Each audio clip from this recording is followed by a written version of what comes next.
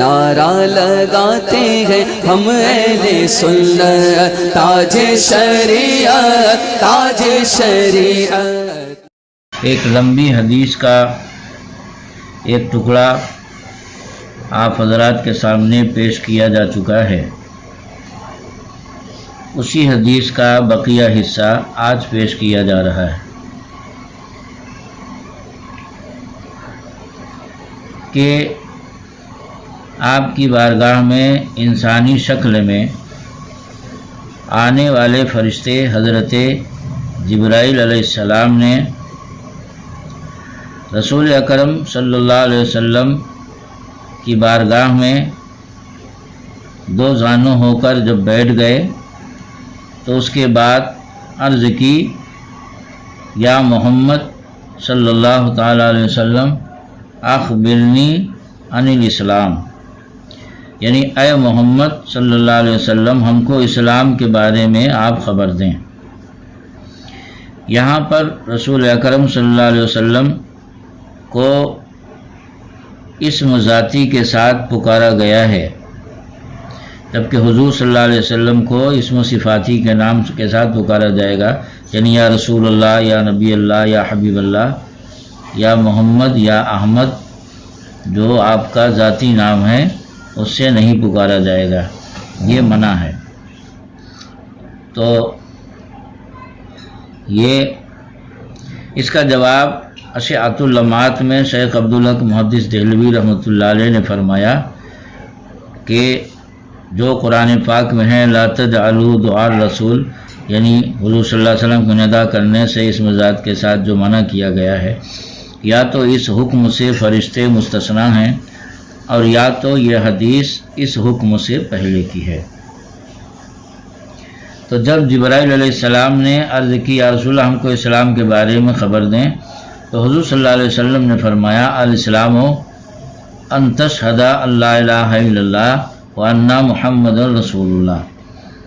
کہ اسلام یہ ہے کہ زبان سے گواہی دینا کہ اللہ کے علاوہ کوئی معبود نہیں اور حضرت محمد صلی اللہ علیہ وسلم اللہ کے رسول ہیں، وتقیم الصلاۃ وتؤتی الزکاۃ، اور نماز قائم کرنا، زکوٰۃ دینا، وتصوم رمضان، اور رمضان کے روزہ رکھنا،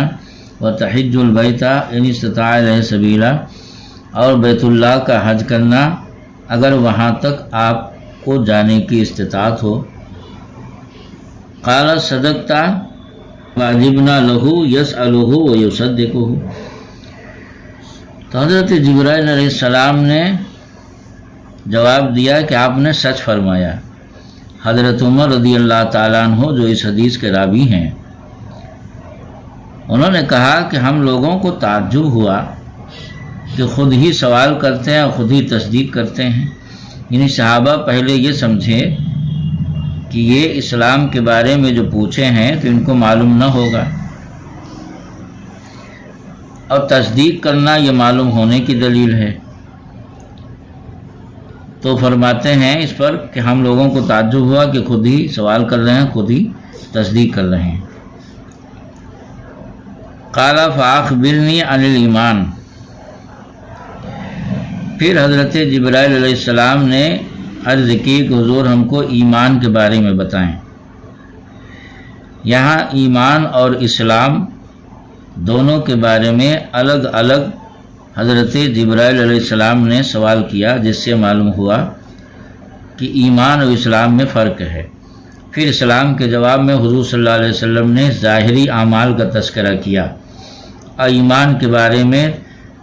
ایسی چیزوں کا تذکرہ کیا جن کا تعلق تصدیق قلبی یعنی باطنی چیز سے ہے، جس سے معلوم ہوا کہ ظاہری اعمال اور زبان سے توحید اور رسالت کی گواہی دینا یہ اسلام ہے، اور تصدیق قلبی کا نام ایمان ہے۔ مگر بعض جگہ قرآن و حدیث میں اسلام اور ایمان ایک معنی میں بیان کیا گیا ہے، اور کہیں کہیں دونوں کو الگ الگ معنی میں جیسا کہ بتایا گیا بیان کیا گیا، جیسا کہ یہاں پر۔ تو حضور صلی اللہ علیہ وسلم نے جواب دیا ان تؤمن باللہ و ملائکتہ و کتبہ و رسولہ، کہ اللہ تعالیٰ اس کے تمام فرشتوں، اس کی تمام کتابوں پر، اس کے تمام رسولوں پر ایمان لانا اور آخرت کے دن پر ایمان لانا، وَتُؤْمِنَ بِالْقَدْرِ خَيْرِهِ وَشَرِّهِ، اور اچھی اور بری تقدیر پر ایمان لانا۔ تو جب جبرائیل علیہ السلام نے ایمان کے بارے میں سوال کیا تو حضور صلی اللہ علیہ وسلم نے اللہ پر ایمان لانے، تمام فرشتوں، تمام کتابوں، تمام رسولوں پر اور آخرت کے دن پر ایمان لانے کا تذکرہ فرمایا، اور اچھی اور بری تقدیر پر ایمان لانے کا تذکرہ فرمایا۔ لہذا بعض لوگ جو کہتے ہیں کہ حدیث شریف میں ہے من قال لا الہ الا اللہ دخل الجنہ، حضور نے فرمایا کہ جس نے لا الہ الا اللہ کہا وہ جنت میں داخل ہو گیا، تو وہاں پر لا الہ الا اللہ بطور علم کے ہے، بطور علم کے ہے، جس سے مراد وہ تمام چیزیں ہیں جن پر ایمان لانا ضروری ہے۔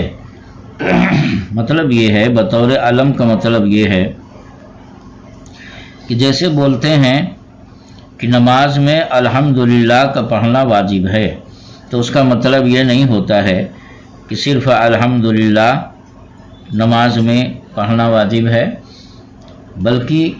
اس کا مطلب یہ ہوتا ہے کہ پوری سورہ فاتحہ پڑھنا واجب ہے، اور الحمدللہ اس کو بطور علم کے کہا جاتا ہے۔ اسی طرح بولتے ہیں کہ الف لام میم، جیسے کوئی پہلے پارہ کی تلاوت کر رہا ہو تو اس کو بولتے ہیں کہ وہ الف لام میم کی تلاوت کر رہا ہے، تو اس کا مطلب یہ نہیں ہوتا ہے کہ الف لام میم کی تلاوت کر رہا ہے، بلکہ اس کا مطلب یہ ہے کہ وہ سورہ بقرہ کی تلاوت کر رہا ہے۔ اسی طرح بولتے ہیں کہ آج ہم نے الف لام میم کی تلاوت کی، تو اس سے مراد بھی یہی ہوتا ہے کہ آج ہم نے سورہ بقرہ کی تلاوت کی۔ تو اس طرح بطور علم کے شروع کا لفظ بول دیا جاتا ہے۔ تو اسی طرح کلمہ میں حضور صلی اللہ علیہ وسلم نے بطور علم کے فرمایا کہ من قال لا الہ الا اللہ دخل الجنہ، یعنی جو لا الہ الا اللہ پڑھے گا وہ جنت میں داخل ہوگا۔ تو اس کا مطلب یہ ہے کہ جو لا الہ الا اللہ یعنی اللہ پر، اس کے تمام فرشتوں پر، اس کی تمام کتابوں پر، اس کے تمام رسولوں پر، آخرت کے دن پر اور اچھی بری تقدیر پر ایمان لائے گا، یعنی جن چیزوں کو حضور صلی اللہ علیہ وسلم اللہ کے پاس سے لے کے آئے ان تمام چیزوں کو مانے گا، تمام ضروریات دینیا کو مانے گا، وہ مومن ہے اور وہ جنت میں جائے گا۔ یہ مطلب نہیں کہ صرف لا الہ الا اللہ پڑھ لے اس کے بعد جو چاہے کرے، ورنہ پھر تمام ضروریات دینیا کا انکار ہوگا۔ خود قرآن پاک میں ہے وَمَن لَّمْ يُؤْمِن بِاللَّهِ وَرَسُولِهِ فَإِنَّا أَعْتَدْنَا لِلْكَافِرِينَ سَعِيرًا، کہ جو اللہ اور رسول پر ایمان نہ لایا تو ہم نے اس کے لیے جہنم تیار کر رکھا ہے۔ اس آیت میں صاف صاف اللہ اور رسول دونوں پر ایمان لانے کی بات ہے، تو صرف اللہ پر ایمان لا کر آدمی کیسے جنت جا سکتا ہے جبکہ اللہ تعالیٰ اسے جہنم ہی کہہ رہا ہے۔